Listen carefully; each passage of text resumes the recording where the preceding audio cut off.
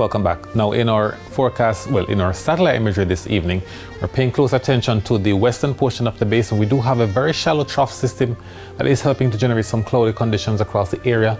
High pressure dominates most of the eastern portion of the basin still, but we do have those upper level clouds helping to generate cloudy conditions across central portions of the basin, including Hispaniola. Also across some sections of Puerto Rico.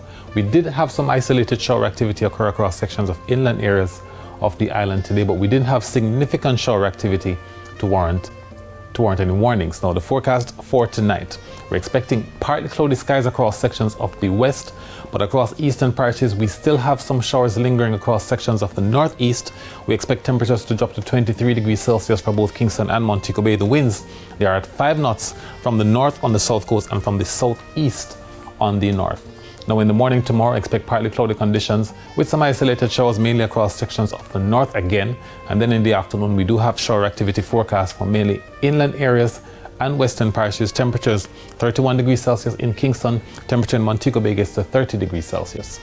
The breakdown has partly cloudy conditions with windy conditions also, especially across the southeast tomorrow. Look for some shower activity if you're in Santa Cruz or in Black River.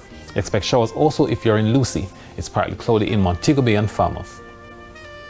Elsewhere, isolated showers are likely in the afternoon in St. Anne's Bay, Ocho Rios, as well as in Port Maria and Port Antonio.